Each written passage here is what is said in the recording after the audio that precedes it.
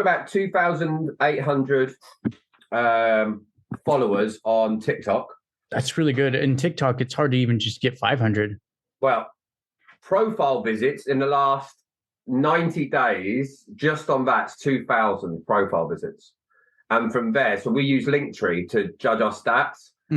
So we know that we've had, I think it was 600 people have got, 2,000 people had gone to the profile, and then 600 people had clicked on the link. And we've added, I think it was 300 people to our mailing list, and we'd had other people going through. Yeah.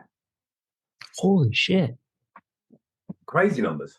So at the moment, so what we've been doing with our TikTok's been interesting. It's a bit sneaky, but we've been taking viral videos and then me talking at the end of it. So the viral video. So if you see them, and we're now started repurposing them elsewhere. Now, we're not going crazy. We're not getting millions of views, but the engagement that people are getting. So I did one the other day, and there's two types of people. And it was a golfer, two golfers walking along, and there's a crocodile on the golf course. And one taps it on the tail and it goes off, and the other one runs and screams. And I'm literally going, don't think you should avoid screaming and running.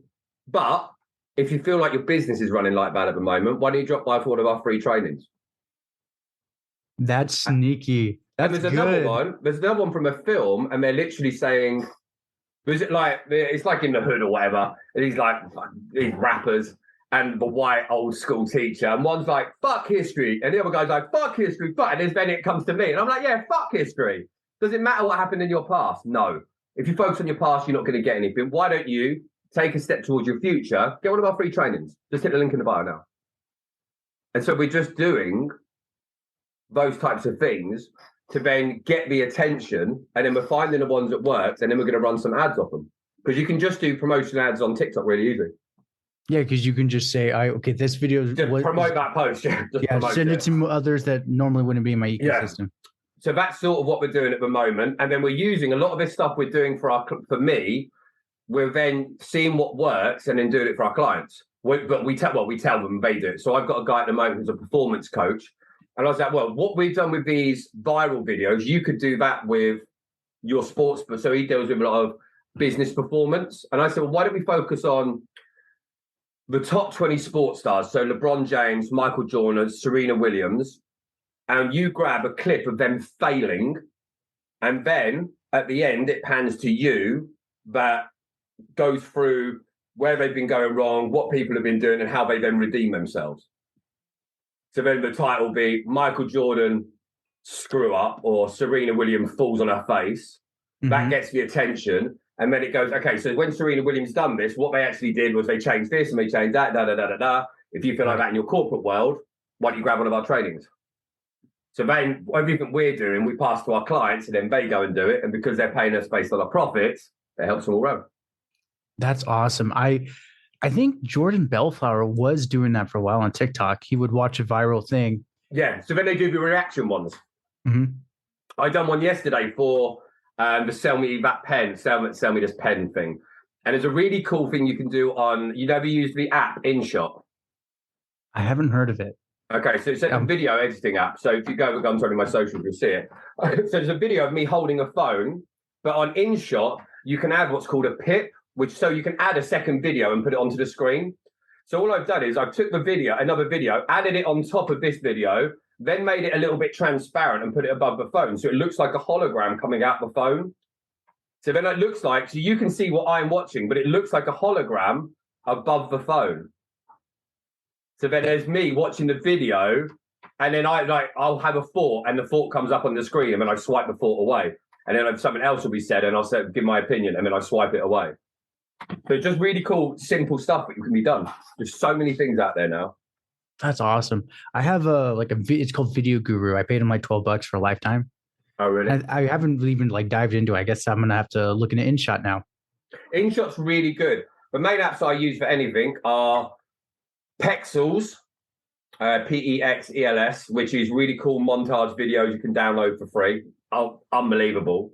You know, like the ones where someone's running down the road or playing basketball or sweating from the gym, and like the mood shit you see from motivational videos, all that stuff. InShot for editing, and then just Canva for a lot of the stuff for our covers. Like, it's just None of it's technical. And most of them, once you've got the templates in order, it's easy. Yeah, you just take Super one easy. photo out, put the other one in, adjust it accordingly, and you're good to go. Yeah. Just easy. Once you've got them done in the right way, it's just really easy. That's awesome. So then I take it TikTok and LinkedIn are your main drivers right now. They vary. So what I'm doing is I'm having vertical videos. I'm repurposing them on YouTube. We do one video and I post and ghost. Loads of people advise against it. I'm quite happy. And literally, we're just putting it out for the reach. So I'll put it onto YouTube, TikTok, Facebook, Instagram, and LinkedIn. With YouTube, videos get anywhere from sometimes 50 views, sometimes 2,000. But then if we look at all of our videos, so each video we put out normally across the 5 platforms are getting between 4,000 and 6,000 views. So although we're getting lower reach because it's on 5 platforms, like you're over the moon with it. Because then each week and over the month, you're getting anywhere from 80 to 100,000 views. It's for a small business, it's great. That's amazing. That's 100,000 people they would never have normally met. Exactly. And all you're doing is making one video and spending 10 minutes posting it elsewhere. And we're going to get more serious with outreach with LinkedIn. We're going to be taking on it. We're going to be hiring out a sales team for the sales academy that we've got, which then that'll be for our subscription model. So that'll happen in about 6-8 months. And we've got a group program being launched. Yeah, it's good. It's all crazy. I would say we talked like 3-4 months ago and it was already batshit crazy. It sounds like it's even getting higher now. Yeah, it's such a good time now. And I love what I do. So because I really enjoy it, when you're tired, you don't mind it. Like I like getting on podcasts. I like doing lives. Mm-hmm. Like I enjoy messing around with videos and going, let's do something stupid and see if it works. And then I'll get a lot of social media marketers go, oh my God, you could do something better with your videos. We're trying different. So each week I will try. So you go on my videos and you'll see something either completely different styles, different intentions, different hooks. And each one's different every week. And all we're doing is finding which ones give us the best results. And sometimes they flop on Instagram, but they'll do well on TikTok. And that same video that does well on TikTok will suck on YouTube. So then we're finding out what people like. But as long as you've got it on all 5 platforms, something's going to go all right. And I think that's one of the biggest things, is just being out there. And people say to me now, they're like, whenever I see you once, I see you everywhere. I'm like, good. Oh, yeah. That's what we want. I was saying now I got to look you up on YouTube because every so often I'll go through shorts, but I want to follow people so the short feed will give me more of them. Yeah, I don't even scroll on. I mean, YouTube, literally, I just post on there and then I'll go back on the next day to post and I'll just look on the videos and it'll be like 56 views and the next one's 1,200, then it's 200, then it's 950. And I'm like, oh, quite happy with that. I mean, for the sake all we're doing is repurposing for posting for under a minute. It's great views for a minute's work. It is. It really is. That's awesome. So I actually have a technical question for you because you are the sales angel. How do you build rapport with someone quickly that you don't know, like you met someone in a coffee shop? Not too bothered by it. Huh? I'm not really a lot of people really care about rapport. I'm not as overly concerned with it. Do you know, I'll put it like this. Okay. A lot of people are false with rapport. They're building rapport to get a deal. They're not building rapport because they actually care. So for me, if I try to find common ground, you like basketball, I like basketball, don't really care. Just because you like basketball doesn't mean I buy from you. What I'm hiring you for is an expert. And I need to know that you give a monkeys about me, but you're an expert, but you can fulfill my life with a better result. If I walk into a car showroom, yeah, I might like the guy, but it's more the fact of, do I like the car?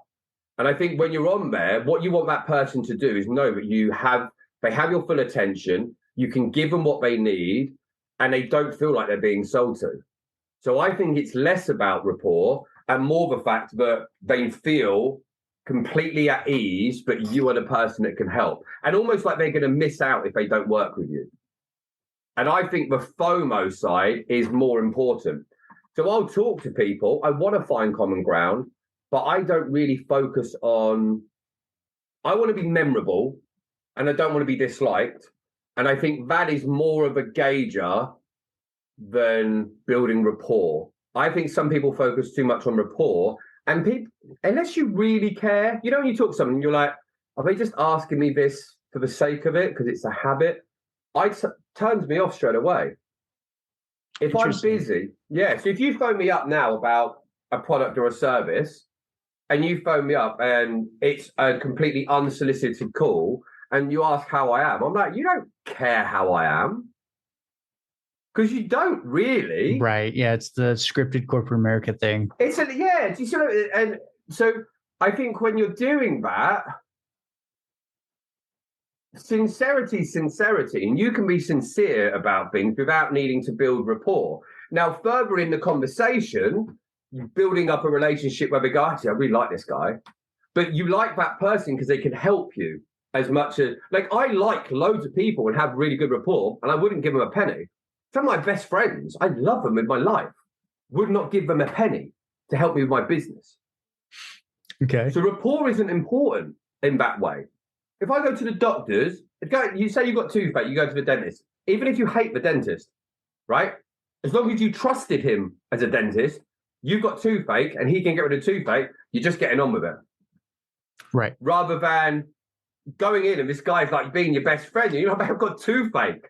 Get rid of the pain, please. So I think it's good to be friendly, polite, and professional, but I don't think rapport is anywhere needed as much as people think. I think you have the opportunity throughout your conversation to be likable, but I think it's better to be memorable than liked. That's a very good point.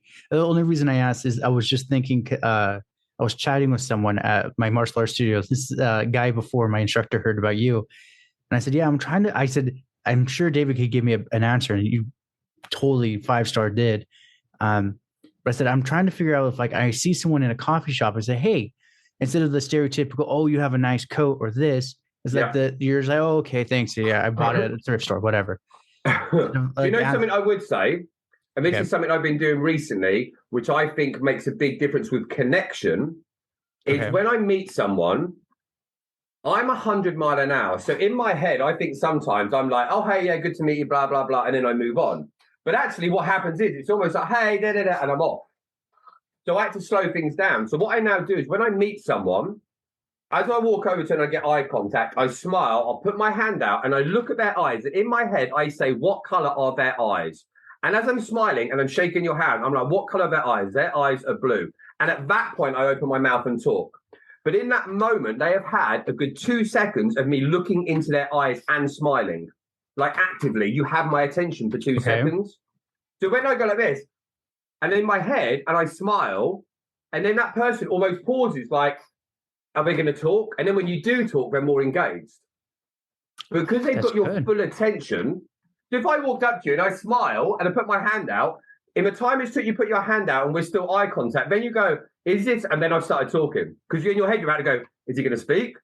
But what's happened? We've got full attention and you know I'm fully focused on you. And then you start talking and it also breaks any anxiety you've got about, because you've now got a process and you go, what color are their eyes? Oh, their eyes are blue. Hey, nice to meet you. My name's Dave. And it just calms it all down. So by giving real eye contact for that little 2 seconds while you handshake and smile, obviously don't look at them like a psychopath. Yeah, don't worry. But by giving someone that genuine full attention, how many times you shook someone's hand and they don't even look you in the eye? Or they do, oh yeah, hi, nice to meet you. And it's almost, their tonality drops off at the end. It's almost, blah, blah, blah, blah. But actually when you look someone in the eyes and you go, their eyes are blue, you go, hey, nice to meet you. And it just comes out that bit clearer, bit more concise, and especially if you're trying to give a good impression, you want someone to feel that you are sturdy in your own skin. Right. And intentional about what you're doing.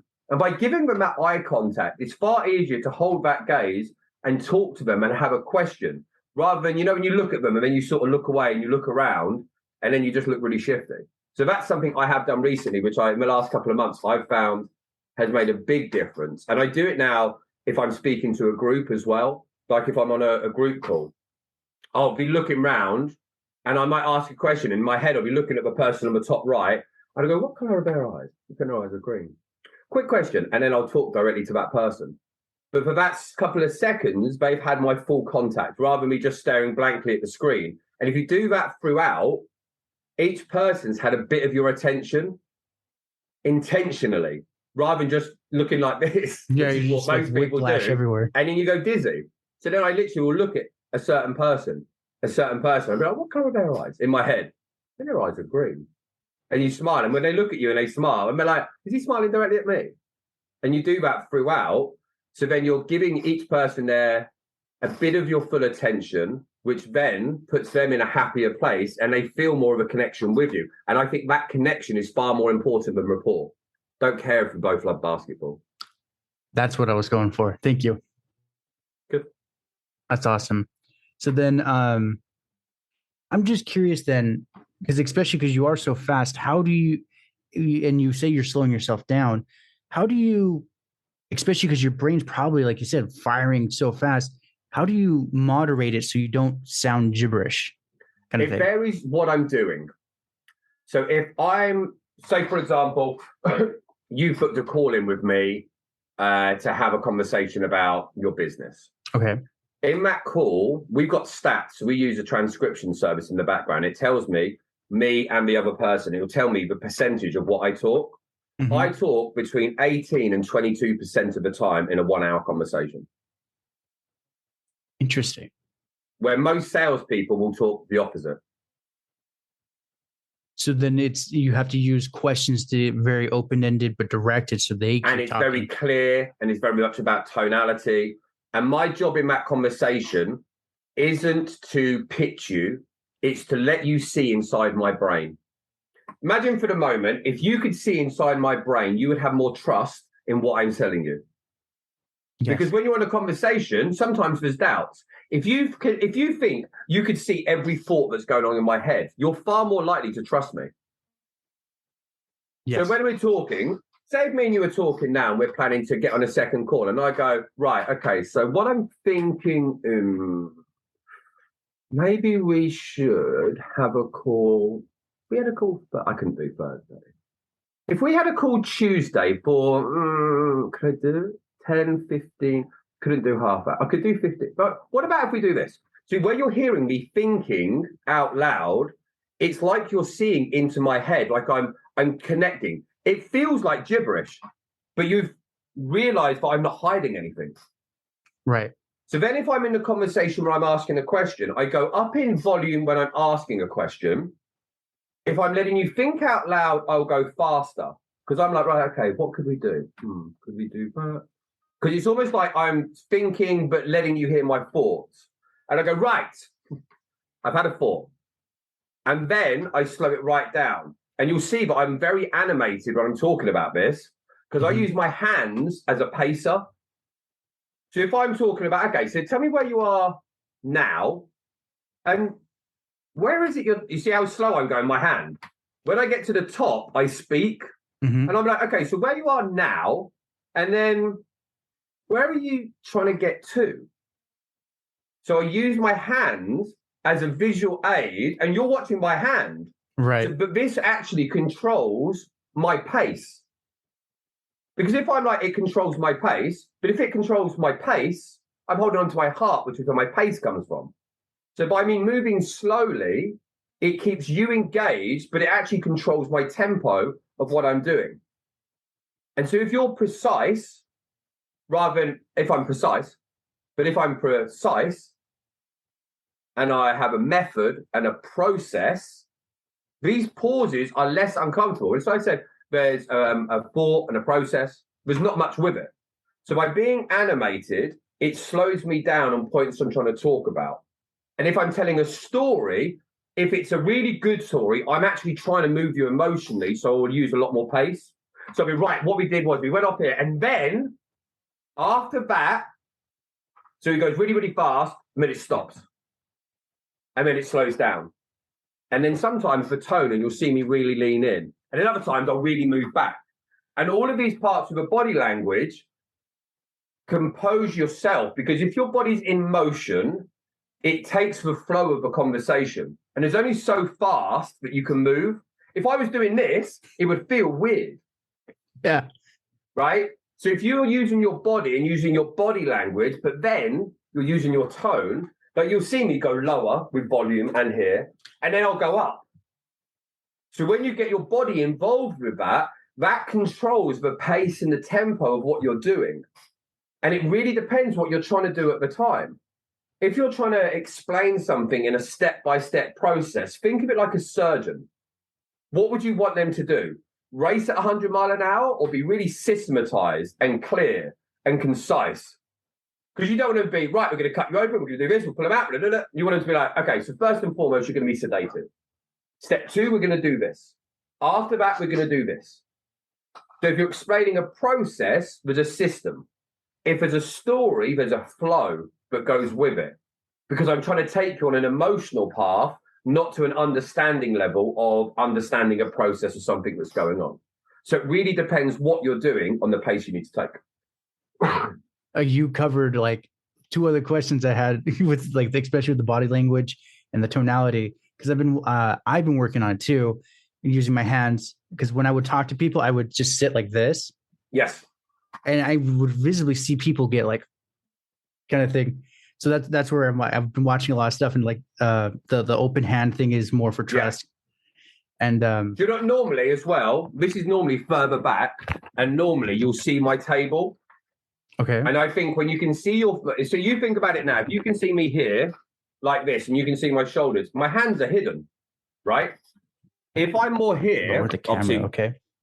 And if you've got it, so if it was further away and you can see my hands, you fit. So if this was further away now and you can see my hand, it feels like there's something that isn't hidden from what's going on. So normally, if I'm talking to people, I'll have that further away. I just haven't set it up right. And if you can see the whole body, like I can see from here up on you. So actually, if we could see all of you, psychologically, you can see everything that's going on. Okay. And I think from my head, if I can see everything, it is more likely for me to trust it. So I would actually be sat more here normally, so you would see everything that's going on. If I'm really, really close and you can't see stuff, but you can see my hands, you can't tell what I'm doing now, but you can see my arms are moving. So then, Am I playing with a phone? Am I scratching my leg? Am I emphasizing it something? And now the body language isn't really doing anything. But if you can see my hands and I'm talking about certain things and doing things, that body language that you can see brings you into that conversation far more. That's a good point. I'll make a note, move it back more. Yeah, I would. I would. And it's having that setup. Having books out here, I've got a proper bookshelf where most of my books are kept. But actually, the psychology behind it is where you're seeing lots of books, you think what? Scholarly. Yeah. It makes a difference, right? You can see pictures of my kids. You can see I'm a family man. You can see some art, so it gives you an idea of what we've got. You can see a branded sign. Shows a bit more that this is something I take seriously. Right. So then all these little things are there because I like them, but actually they help elevate in small parts the overall impression that someone's got. And when you're selling a product or a service, or you're getting people to have faith in you, they want to feel like they know you. Now, if you said just at a picture here, explain more about Dave, what could you pick out from it? We can tell from the art, the sign, the books, family, right? You can see the angel, my name's David Angel, right? Right. So there's lots of things in there. If we looked at yours, what would it tell us? And what we want to try and do is, if people can subconsciously, their brain goes, we like this, I feel comfortable here, I feel like I know this person, that elevates a level of trust. Yeah, man, you're just throwing gold today. But it's all little things, right? Yeah. Imagine if there was 2 axes, like actual axes on the back wall. Be weird, wouldn't it? Yeah. Now imagine if there was an axe and it was covered in mud. That'd be weird. You'd be like, why is that covered in mud on the wall? Does he not know how to swing it correctly? Do you see what I'm saying? How many things would go through your head? Has he been using the axe? Does he throw it? And now you're thinking about the axe. And all you're thinking about me, axe, me and axe, me and an axe. That doesn't necessarily negative, but it's not increasing your belief in me. Right. Right? Yeah, because you don't want the subconscious to make any decisions like that. The axe could symbolically mean, oh, he's going to axe me kind of thing. Yeah. Could mean anything, right? It could mean anything. If you saw a picture and it was really wonky or hanging down or it was cracked, it doesn't mean I'm a bad guy, but subconsciously your brain might pick that up. Right. There's all little things that subtly can make a difference. And I'm a big believer that the way we do one thing isn't guaranteed that's the way we do everything, but I think it's an indicator. If I went to a restaurant and one of my friends was horrific to the waiter, I'd be like, are you a good guy? How would you treat me? Someone comes up to me and always bad mouths people. I'm like, when I'm not with you, bet you talk about me. Yeah. Because you've given me that impression. So people are always going to have an impression of you. What can we do? So reason I wear black t-shirts now, right? It gives more focus on camera. Most of my videos you'll see recently, I'm wearing a black t-shirt. One, it's great for keeping you animated. Two, it gives you more focus on the face, which actually stands out a bit more. And three, it's slimming. Great reasons to wear black. So if I'm going to wear a colour, I've had some with me with a stripy shirt and it almost goes hazy. So does it matter about wearing it? Shouldn't. Does it? Yeah. It all makes a difference. Like we said with the swinging arm for the podcast. It gives an impression. And if we can give a good impression, why not? It's only going to help us. Right. Yeah. Every time I hop in Zoom calls, it's not even related to podcasting. They're like, oh, you have a great setup there. And I'm like, I mean, I've always had it, I guess so. Kind of thing. But again, take the compliment on that and go, what they're really saying is, you're taking this seriously. Good. Because sometimes I go onto podcasts and they don't. Yeah, they have their webcam mic and it's just horrific echoing. Then go, Your okay, eyes alone. If you're at the stage imagine the scale of the top of 1,000 podcasts that could be out there. All of these little things add a layer where people in their mind add you with a little bit higher standard. Mm-hmm. And that's a good thing. It's a really good thing to have. Like you've got books on the shelf up on the wardrobe, right? And that's what I'm looking at. I'm like, now I'm gonna have to move them, either put them here or more here. Like if you had something over that wardrobe, which that could be a whiteboard that was on there, and it wouldn't make that. If you had a whiteboard there that was a chart that had it could just be a load of boxes and lines like a framework. People would be looking at it and going, I wonder what that is. Like it just adds curiosity to people. Good point. You've got to think about what's the impression. What impression are we giving to people at any time? Because we all judge, and we all do it. And no, I don't judge. We all do it without even intentionally doing it. So if people are going to have an impression of us, it makes sense to give people the right impression. We don't need everyone to like us, but actually, let's let everyone know the best version of us. And this is why I work on the way I talk. I don't want to sound posh, but I want to give you the best version of me. I want to be the best dad I can be. I want to be the best strategist I can be. And today, I say this all the time, today is the dumbest I'll ever be. And some people are like, oh my gosh, that's really harsh. It's not. They see it as I'm calling myself dumb. Right. I see it, but I'm always going to get smarter every day. Right. So some people are like, oh, you shouldn't call yourself dumb. No, I should. Because this is the dumbest I'll ever be. Not I'm dumb forever. This is the dumbest I'll ever be. Because I'm aiming that tomorrow I'm going to be a bit brighter, a bit smarter, a bit better spoken, a bit more articulate, better in my tonality, better read, a better dad. So that's a good thing because that's always pushing me forward. And then we've got to go, okay, well, what am I pushing for? What impression do people get? People should just like us for us, but they don't. And we live in a world where there's a vast amount of competition out there compared to who we are and what we could be. So let's give people the best version actually is inside of us. We've got to let that come out as well. 100%. I agree. It's interesting how you bring that up because that's a big one for me. I'm like, because I'm going to start doing more solo podcasts. Yeah. You probably know this with yours. Well, actually, you probably don't have to because being a salesperson, but there's a seasonality to getting guests. At least for me, I've noticed the summer and winter, it's really hard to get people. By the way, I love your show. I've been listening to it nonstop. Thank you. But for me, there's going to be a huge month gap, and I've done everything the matchmaker, and I just decided I'm going to do solo. But if I'm for me, kind of like you, if I'm going to do solo, might as well do content, readjust this. And it's just funny how you're pointing it all out, because I've been thinking about it. I'm like, I need to get lights, somehow add some character to and that. you don't have to do much. No. Like everything that's here, there's nothing that's like crazily expensive. The sign was a gift. Someone got that for me, which I love and I think it's amazing. It's amazing. It's incredible, right? But most of the stuff that's in there isn't. It's not about giving a false impression. It's all stuff I have. It's just organizing it in the best visual way. In the same way, if I'm going to go out, I'll do my hair. Like I want to feel the best I can be. And do you know what?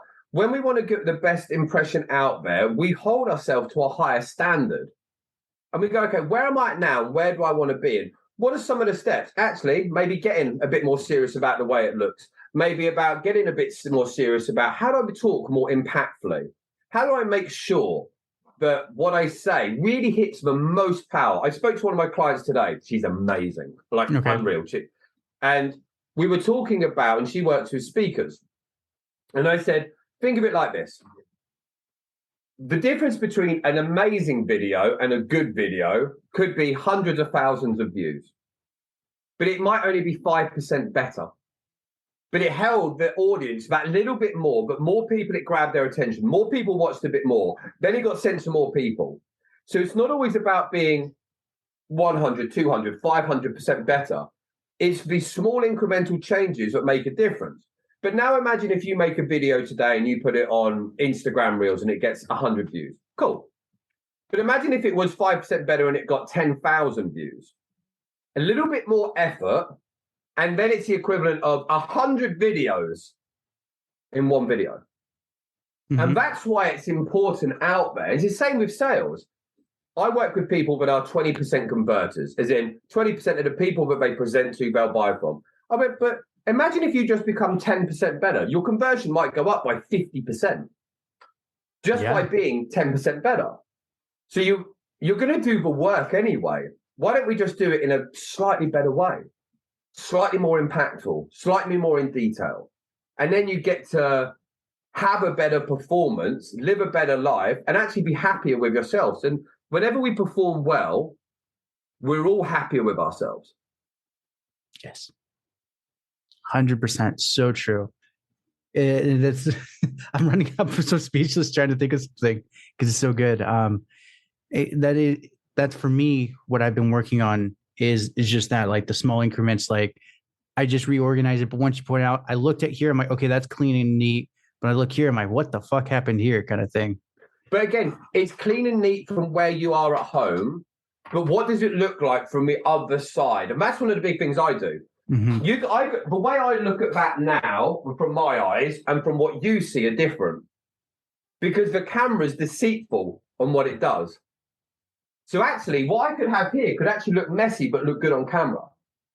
And what I have, when it's tidy, it doesn't necessarily stand out. If you look here, like you see those 4 books there, it stands out more, right? They're just because the top one's off a little too. Yeah, right? So then you've got little things here, but what does it look like? But like they're used, like it's active. So I don't want my books to be perfectly in order because it looks almost too organized. This looks like it's used because it is. So if my books are used, that means I'm more read. If I'm more read, the likelihood is I'm probably a better guy than the guy who's not read, like as a professional. Right. So actually having books there, and all of them are quite colourful, all of them are quite bright, they're all sort of different. They all stand out a little bit more. If you look behind you now, a lot of it from my side, it looks quite dark. So it actually doesn't draw you in as much. So we go, okay, what are we trying to do? If you want it to be slick and clear, cool. If you want people to understand you a bit more, what could you do to make that stand out a little bit more? Add maybe a light behind my back to light this up here. There we go. Because they won't see it. You can have anything behind you. I have like a black backdrop, which I tested out. It cost me, I think, $20 from Amazon. Okay. And literally it comes with the hooks, and I can literally put that up behind me and it'd be completely black. Maybe you want to have something which is completely neutral. So then you've got it so that it's just focused just solely on you. And you could just have a light that shines on. Like there's so many things that you can do but are small incremental changes in life, but make the difference. I look at it in sales. The amount of people are so close to doing massive things, but it's just a little bit below. Think of it like a plane taking off. Say it's 150 mile an hour for a plane to take off, and you're doing 145. You'd be going down that runway feeling like it's all ready to go, bouncing down there. Eventually you run out of runway because it's 5 mile an hour too little for the plane to take off.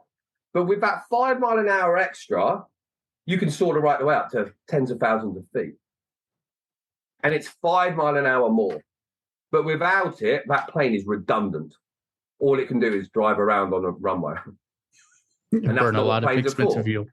Yeah, it's not an effective car, is it? No. But for 5 mile an hour more, and then you can get up into the sky. Interesting. So then this back to the video part. Do you just do on your personal channel, or do you have a branded channel for everything now? For social media? Yeah, social media in general.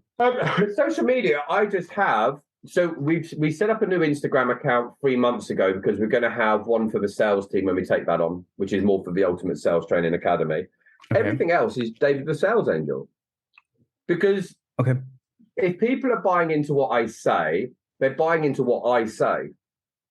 It's not a big branded product that's some miracle cure. We're not giving them the cure to cancer. They're buying into the fact that I'm different.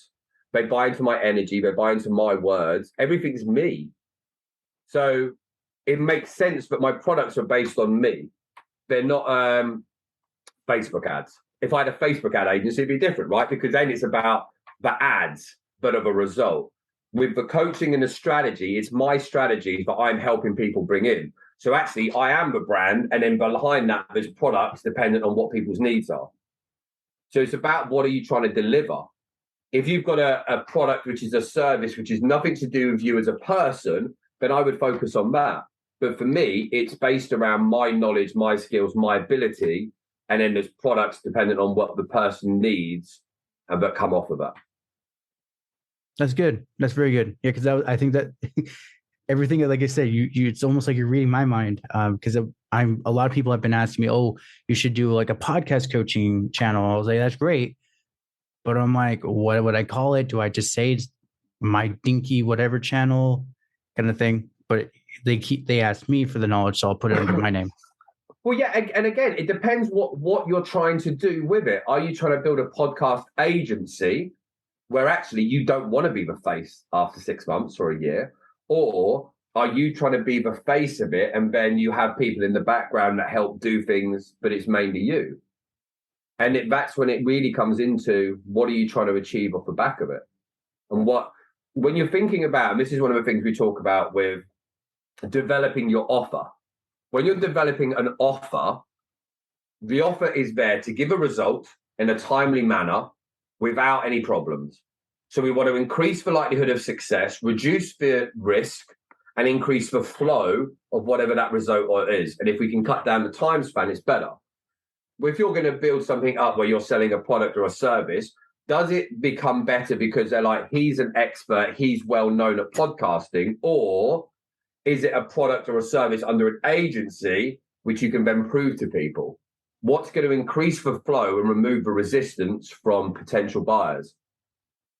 I guess it would be the agency in my situation, because like I'll do the marketing the for like the first year, but yeah, I don't want to keep hopping in front of the camera.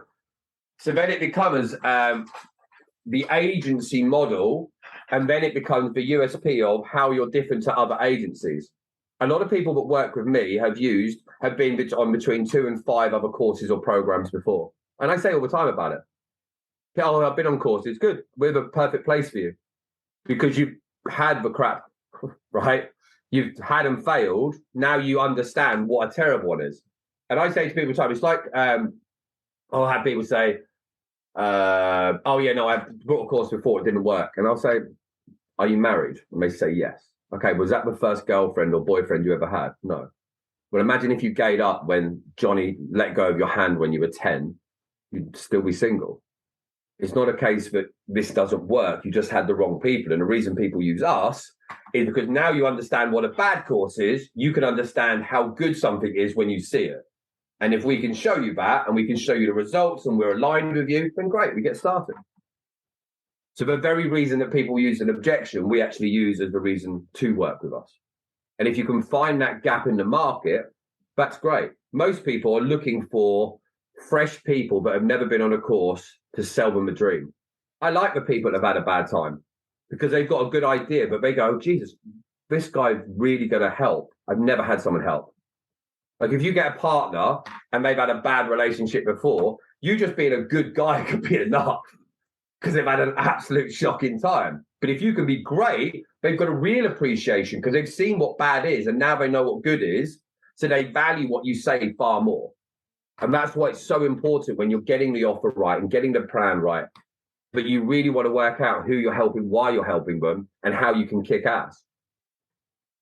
That's awesome because you brought up something again I wanted to get to is the objections, especially how using like the dating analogy. That's genius because I had everything should be stories. Everyone likes a story and everyone can visual. If you can put it in their mind, it's half the battle's done. Okay. If you can tell them a story that stays in, like we said about the plane analogy, how much easier is that than, you're just 5 seconds away? You're 2 inches from goal. Talking about a plane being 5 a mile out, you go, okay, but that makes sense. It wouldn't take off if it was below speed. So that analogy then sits in our head, and then we're more likely to push for a bit more because we know we need to get more speed to get up to altitude. Absolutely. So I'm just curious then on the technical part, do you need to change your language for, let's say, if it's a pilot, and would you use a different analogy or be more technical in the mileage? With analogies, what you're doing is you're comparing an unknown to a known. If I'm taking you, if I'm trying to help you, so think of what we do with business. We're taking you to a place you've not been before, so you don't know what it's actually going to take. But if I can explain and compare it to something that you understand, then it makes that less dangerous. Think of it like this. Imagine if you were going to climb Everest. Okay. By going with a Sherpa that's done it 50 times, you've massively reduced the risk of death. If anyone was going to climb it without experience, they would die. That's a fact. By going with a Sherpa, there's still a risk, but it's massively reduced. Now imagine if you didn't have the right equipment. Now imagine if you hadn't trained. It would be crazy. But now think about your business. How much more likely is it if you've got the right Sherpa, the right equipment, the right tools, and they could cut out nearly all of your mistakes? The likelihood of success is massively increased, just like climbing Everest. What we do is we're the Sherpa, we bring the equipment, we bring you the tools, we show you the path, and we walk it with you. Do you think that that would help you to achieve your goals a little bit quicker? Well, yeah. Now you could do it without us, but by doing it with us, we cut down the learning time so that you can achieve it. That's a far better image because you can visualize walking up a mountain, having the right equipment. So it builds confidence because you're talking about something which they can understand and relate to. And then it's not believe me, we're talking about a story which we can relate to. And if you can relate to someone, it's far easier for them to become comfortable with what you're planning. Yeah.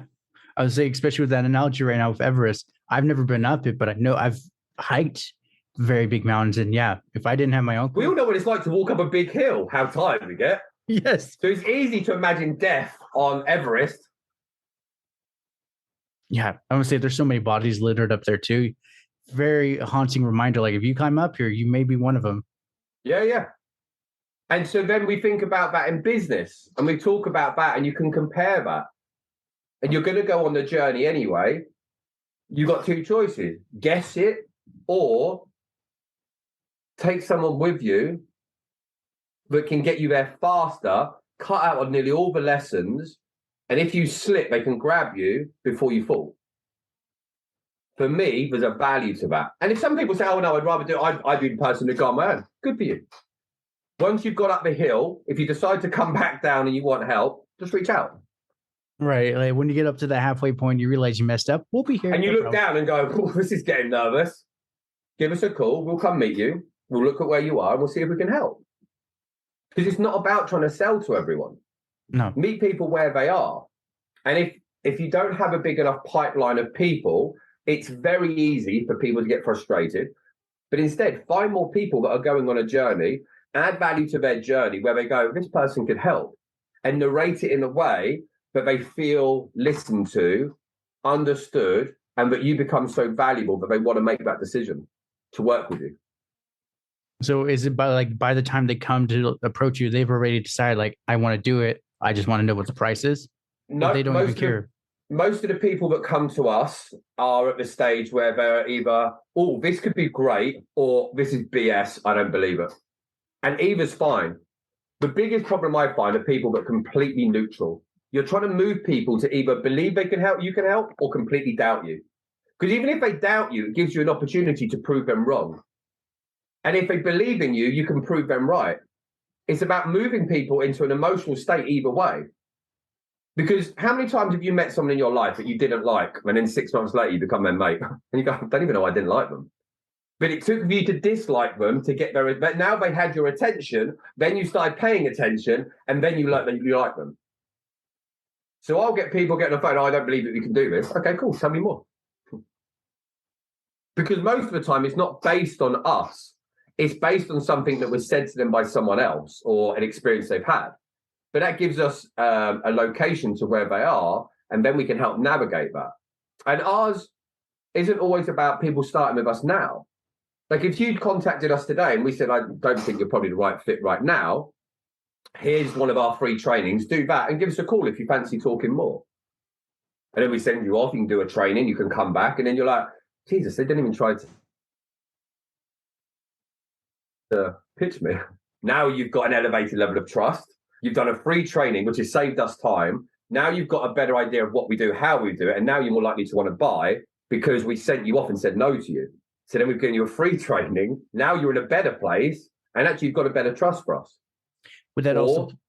Go on. Sorry, I cut you off. I would say, would that also play in the reciprocity? Yeah, reciprocity, whichever it is.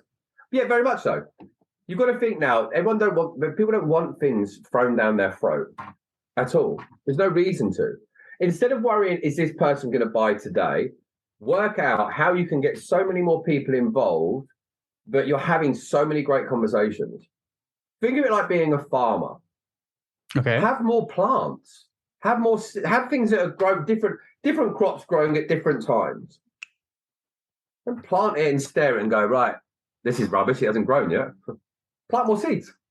Water those plants. Tend to those things. Add value to people's lives. Get on podcasts, release articles, post a lot, where people are like, I see you everywhere. Cool. Whenever you're ready to have a chat, do. And it's that long-term vision behind it that makes a big difference. That's awesome. So I'm just curious then, I'm sure it's not you because you would definitely be too crazy. Do you offer like a free Zoom 10, 15-minute call to see if you fit? We'll do calls with people, of course. So if people say to me, so what normally happens, they'll go to one of ours, for example, is closedealstoday.com. It's a 28-minute masterclass about tweaking your offer. Okay. People will register. That puts them into like an email sequence where people will get value-added emails over the space of a few months. And at the end of it, there's no sales pitch, which everyone always thinks there's going to be. And it literally says, if you like this, book a call. If not, reach out anytime type of thing. And then, so if people then book a call, we say to people, we'll book a half an hour call. Within 10 minutes, we can tell you if we could help you. If we can't help you, we'll point you in the direction of someone that can. Because again, it takes the pressure out of that call. So if you think this guy could help, but I don't want to be hard pitched, if you know the worst case scenario, you're either going to find the right company or find a path to another company that can help, it enables people to be more relaxed about that conversation. We're trying to remove resistance and increase flow. That's all we're trying to do. And if you think you're going to get hardball sold, you're less likely to book a call. That means that it stops. But if you think, okay, well, I'll have a 10-minute call. And then we talk and we find out if we can help. And if we can't, we put you over to someone else and great. All the best. Yeah. Yeah, that's very true. Because I had a random call with this lady. She was trying to pitch me an MLM. Yeah. And like right out of the gate, I knew she was trying to sell to me. And I called her out. I'm like, you're selling to me. Like, what are you doing? Kind of thing. And at a certain point, I actually just hung up the call because I'm like, this is stupid. But my first thought afterwards, I'm like, was it because she was trying to sell, or is it because she ignored what I was saying that I just 100%. left? It was both, right? Yeah, and it's, do you know what it is as well? Because they haven't been trained in the right way, they're getting on a call, presenting, they're hearing what you're saying, but they ask questions to reply. They're not asking questions to understand a lot of the time. And it's one of the most outdated things. They've got a script, say this, they'll say that, you say this, they'll say that, blah, blah, blah, blah, blah. I'll get on a call with people, and if I get the impression they're not remotely interested, I'll say, listen, we don't need to be on this call if you don't want to. Like, if you want to talk, I'm cool with it. And most times I go, oh, no, it's not that. Okay, cool. Do you tell me? What's your biggest concern about being on this call? Well, I don't want to get pitched. Okay, cool. Why don't you tell me where you are with your business? Let's see if we can help. Well, depends what it is. What's your product? Doesn't matter right now what my products are. Because until you're at the stage that we know it's a fit, what's the point? Like, if you're after just randomly buying stuff, go to Amazon. Yeah. Why don't you tell us what you do, where you are? And if it's a fit, I can recommend a few options are available. And if we're not a fit, I'll point you in the right direction. But tell me, what got you on the call? Well, I don't think you can do this and that. Okay, cool. What made you think that? And asking better questions. The first 10 minutes of my call is very little about us. It's about finding if that person's a fit. But most people get on a call. Well, thanks for taking the call to John. I think we're going to be able to help you. How? You don't even know what I do. Yeah. How do you know you're going to help me? I get people all the time. I could double your business. How do you know that? You don't know what we do. So you're telling me you could double any business. You could go to Apple right now and double their business. That'd be real tough. It loses all credibility. Interesting. But instead, it should be, I don't even know if we can help. But if you want to have a combo, little 10-minute chat, let's see if we can help. If we can, great. If we can't, I'll point you in the right direction. That feels far nicer. Yeah, it doesn't. It's like he's genuinely not trying to sell me anything. I'm trying to help. Yeah. And I say to people all the time, we don't need the business, but we value it. We want to find you've got to, our main program, you work for me one-on-one for 16 weeks. If you're not a good fit, that's a long time to work with people that you don't like and that won't work with you. I don't want a prison sentence. I want to elevate your business. So I want to find the right people that we can help do that. So on that note, the finding the right people, how do you determine your avatar, your customer? Because I'm saying, is the pain good enough, like big enough for them? A lot of people, it's not. A lot of people want the idea of more business, but what they're really looking for is a magic pill, which I'm not. I quite like people that have had a bit of a rough time. I've gone through rough times, and actually I think there's an element of grit behind it. We want to know that people actually want change, not just want to talk about change. A lot of people think they want change, but they don't. They want their situation to be better, but they don't want to be the change that happens. And for me, I want to work with someone that wants to become better. I want to help you get rid of the crap. Think of it like a car. Okay. You could take your car to the garage and say, make me a better car. Or you bring the car to me and you will work on the car together to make it track ready. And I'll show you the hacks, tricks, and shots that we've done before, the tools that you need, and but you're going to do a lot of the work because we already know what needs doing. Or you take it to somewhere else and you give them a car and you come back, but what does that do? Costs 4 times more money. Right. So if people want a done for you service, that's a hell of a lot more. You want me to build this and build that, and you want me to get greasy in the garage with the tools, you've got to pay a hell of a lot more because then we're building you a 6-figure business. Or you get someone to work with you and support you and guide you with all the right frameworks, and you build your own business so you never need us anymore. And then you're competent for the rest of your life. So then we want to make sure they're going to do the right work because otherwise they won't get the results.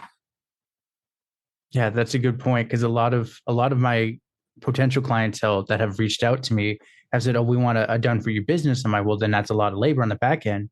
You're not going to like the price kind of thing. But again, sorry, but on that flip side, have a done for you service and you say, okay, so there's 3 ways we do this. Okay. We do it for you and it's 15K. You do it with you and it's 6K, whatever it is. Or we can give you the templates for 500 quid and you can do it yourself. I mean, straight off the bat, what would you rather do? Do you want to do all the work? You want to do some of the work? Or you want it all done for you? And it's price relative. That's true. I wouldn't tell them that you won't like the price. They might love the price. It might be a steal for them. Yeah. They might be over the moon because they've got 50 grand sat in the bank and they just want it done. I don't want the headaches. All right. That's absolutely brilliant. I want to say, I think I only got you for an hour. Yes. All right. We're hitting up near the end.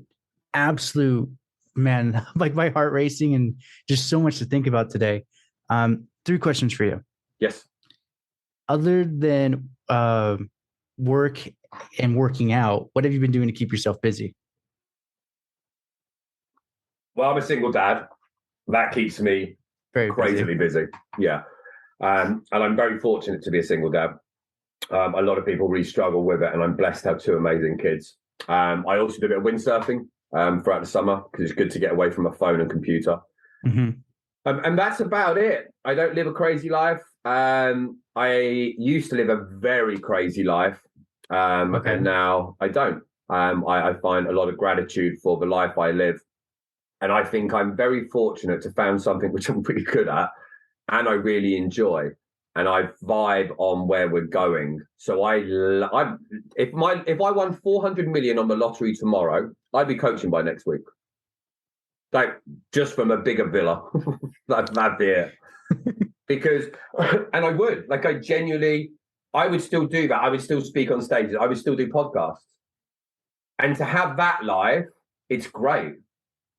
To know that the money would be I'd have more toys and more tools and more investments and stuff like that. But actually to know that you would still be doing similar to what you do now, I'm very blessed. That's awesome. I could see it. You win the lottery and I'll be like, David, all right, where's the villa? I want to come over. But that's the thing, right? And you sort of go, right, let's get a big villa, you do a big mastermind, you've got money to invest into that, to carry on the impact and elevate the dream and the vision. And that's what it should be. That's awesome. And we live in a world where we have the option to build something that we wanted. And I think that's a really valuable thing to realize that we wanted as in like we wanted as younger or we want whatever we want. Anything you want now, there's never been a better time in the world where you had the opportunity to create something by design. We have the tools, the tech, the more available funds, even people that aren't rich, compared to where we were for our parents and our grandparents, the opportunities are better. It is easier to get anywhere in the world. You've got everyone on social media, a touch of a button. Social media is free. I mean, literally, it's hard work, blood, sweat, and tears. Much rather do what I'm doing now than my granddad working in a factory building cars. That was the option. And you had the fear that if you got sacked from that job, you probably wouldn't get another one. We live in a world now where we can create pretty much anything with a bit of blood, sweat, and tears. Great point. Wonderful point. So someone that's inspired by you and wants to model a similar life and get going, what are some tips, tricks, or advice you'd give them to start a similar path? Work your ass off. Just work. Like, do stuff. And just aim to keep getting better. Know that work like today, your life depends on it, knowing that it doesn't. Like, genuinely, like, it's not bad to get tired. And some people don't want to burn out. I know where my red line is. I had my breakdown years ago and lost everything. And I had to start again from scratch. Know what your body is telling you, but also push yourself. Like, we don't really know what our potential is. No one does. Right. And it's all outside of our comfort zone. Everyone reads these blooming quotes about, oh, yeah, be outside your comfort zone and do the belly. But most people don't. Most people do just what's needed to keep up with everyone else. But a lot of us are going to get to the age of 70, 60 and have far less than we actually wanted. And there'll be a point now our bodies are too old to do what we want to do. And I think that'll be a big bit of regret for people. And we'll be looking back at the days we have right now going, I wish I did more. And I don't want to have that in my life. So I think work out what you want to do, move towards it in whatever way you can, and just go at it. Brilliant. So where can everyone contact you at? If they want to do that masterclass, go to closedealstoday.com. You can go to thesalesangel.com. There's so many different things, or just hit me up on social media. David the Sales Angel on Insta. It's the same on LinkedIn, just everywhere. Awesome. Just come in, grab a training, get in touch and see how we can help. Perfect. Definitely take up his stuff. Thank you, buddy. Well, congratulations. You made it to the end. You're an awesome person. Not many make it here. So, being the awesome person that you are, can you do me one more awesome favor? Can you rate and review this on whatever podcast services you're using? If you do it on Apple and you leave an actual written review, I have a thing on my website. I will take your written review and post it for all to see. Congratulations, you're permanently sealed on my site. Otherwise, I am trying to do YouTube more and live streaming. I will try to put as many of the YouTube links in the description of the show as I can. So give your boy some extra help over on YouTube. Watch my videos. I just mute it and change the channel, change the window or something. But yeah, that's it. Thank you for being awesome and see you next time.